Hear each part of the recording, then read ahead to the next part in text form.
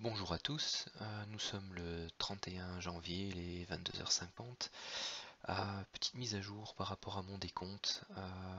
Donc tout simplement ici vous avez la diagonale d'initialisation ou le biseau ascendant représenté ici, donc qui se décompose en 5 vagues en Elliott, donc les vagues en bleu, donc la 1, la 2, la 3, la 4.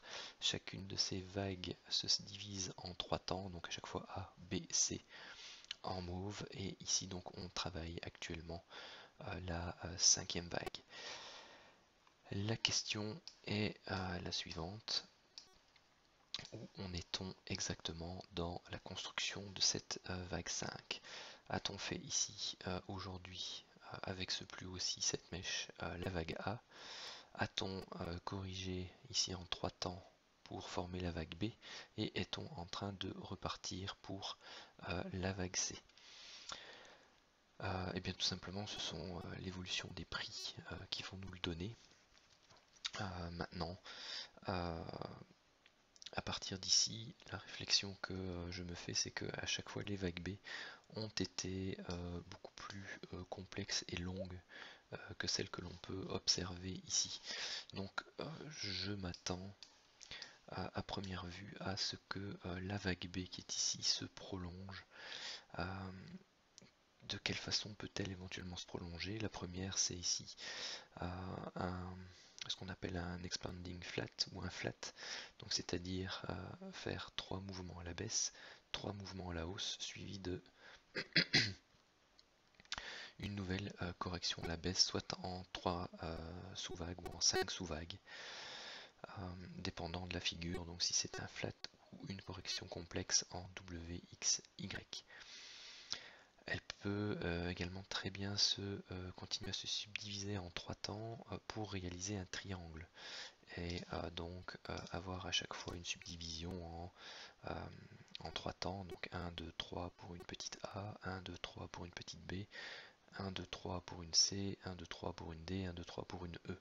Et donc avoir nos 5 temps dans le triangle, qui peut être en contraction ou en expansion lui aussi. Rien n'est interdit au niveau de la complexité lorsqu'on travaille une vague B.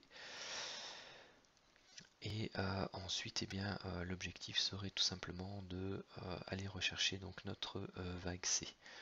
Si on part du principe que ceci est le sommet de la vague A, que l'on travaille une vague B dont le point bas serait proche de cette zone-ci, et bien si on tire l'extension Fibonacci, et bien les 100% arrivent à proximité donc non seulement du haut de canal ascendant violet que j'ai tracé ici, mais également le haut de canal, enfin le haut du biseau haussier. On peut avoir une légère extraction de ce biseau et une réintégration. Si ça se passe dans cette zone-ci, eh bien ce sera un excellent signal de vente swing pour corriger toute la hausse qu'il y aura eu depuis les points bas qui se trouvent ici, donc depuis le 26 décembre, ce qui représenterait tout de même une... pardon, c'est pas le bon. Elle est ici, ce qui représenterait tout de même une hausse approximative de plus de 4150 points, ce qui est relativement important. Et donc dans ces cas-là, eh bien, on tracerait notre Fibo ici et on essaierait d'aller rechercher les différents niveaux support. Donc la première zone intéressante, ce sera la zone comprise ici donc dans ce range de la vague 3 et 4, donc entre les 24 800 et les 24 250 points. Ensuite, de manière classique, on retrace aussi souvent les 50%, voire les 61,8.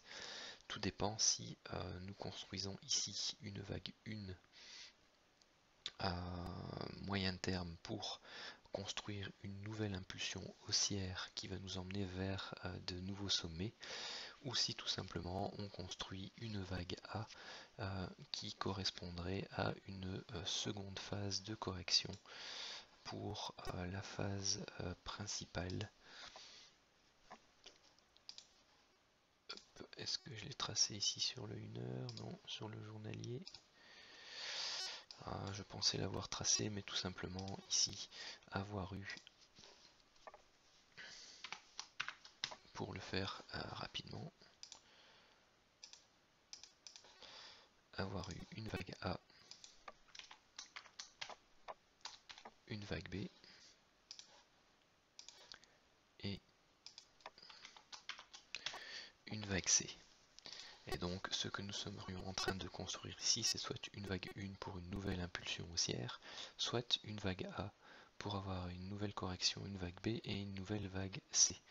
Ce qui nous amènerait à une construction en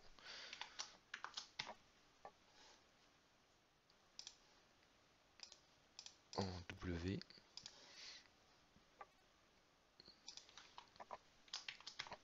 en X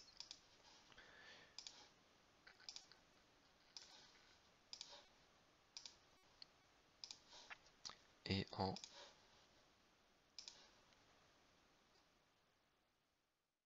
Y.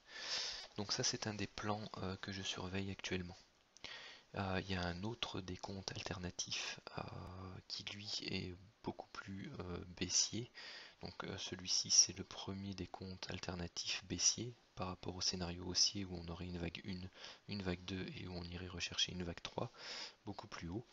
C'est tout simplement, on considère que ici nous avons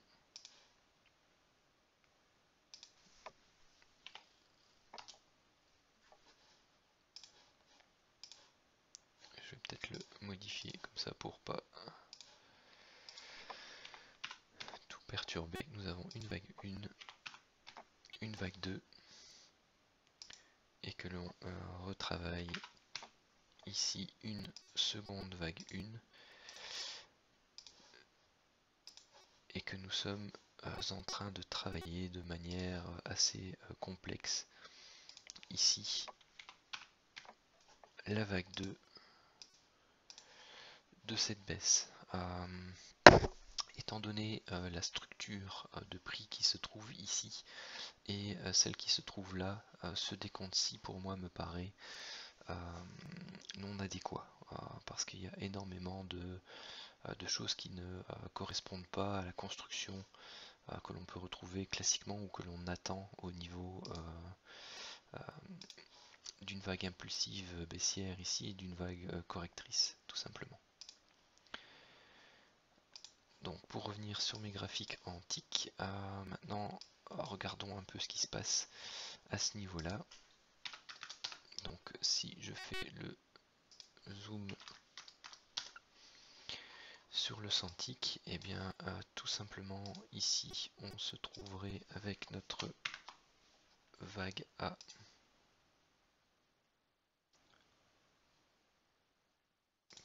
notre vague.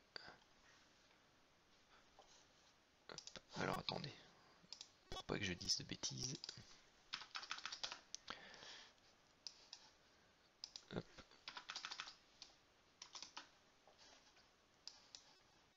Oui, non, c'était bien ça. À force de changer d'unité de temps, on finit par parfois s'en mêler un peu les pinceaux. Surtout à cette heure-ci. Donc ici, nous aurions notre grande vague A. Et alors ici, le décompte reste ouvert. Donc c'est-à-dire que soit on travaille avec une correction en 3 temps, notre grande vague B, et là nous construisons une vague 1, une vague 2 et nous commençons à construire la vague 3 pour notre vague C, ou alors nous sommes toujours en train de construire cette vague B qui prendra un peu plus de temps. Et ici, nous avons une première vague correctrice en 3 temps. Donc vous avez petit a, petit b, petit c, entre parenthèses pour notre grande vague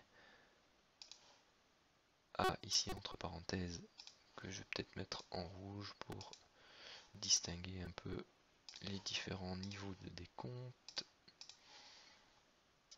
Voilà.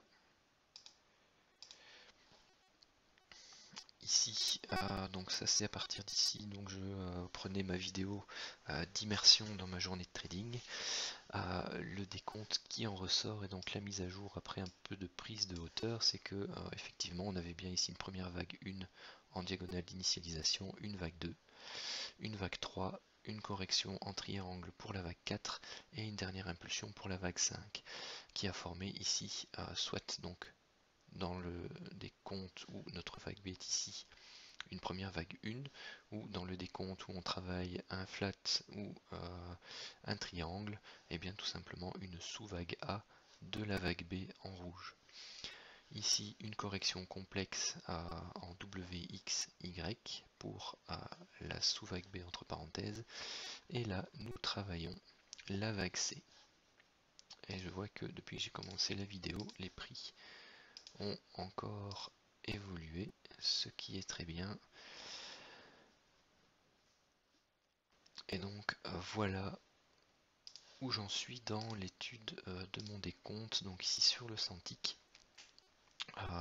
Donc pour l'instant on est toujours compris dans ce canal haussier. Et on vient maintenant titiller ici la borne haute, le niveau de la vague A, donc on est proche d'un double top, pardon. Si je prends l'extension depuis le point d'origine de la vague A rouge par rapport donc à la petite vague A ici, que je la reporte en B, et bien les 100% d'extension que je vais remettre en rouge, hop. Non, il n'a pas voulu.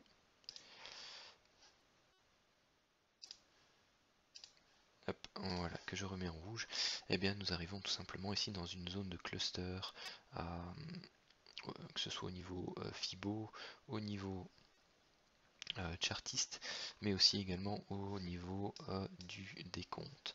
Observez également qu'on obtient déjà une divergence RSI entre ce sommet là et le nouveau sommet qui se crée.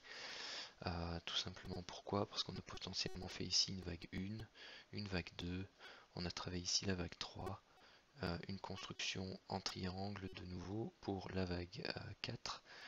Ici on a fait la vague 1, la vague 2, on travaille la vague 3, potentiellement une petite vague 4, une vague 5, pour construire ici notre vague C.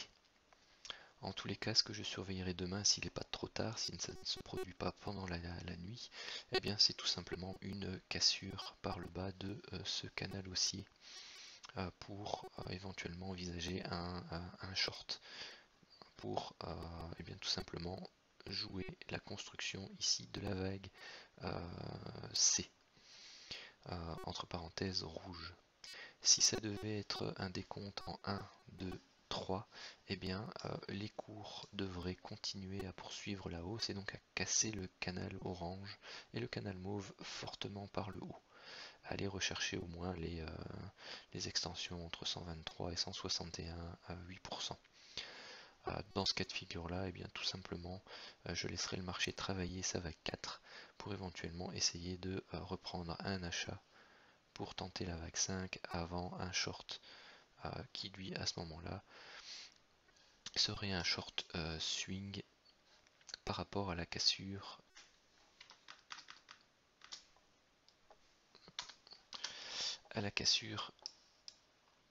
ici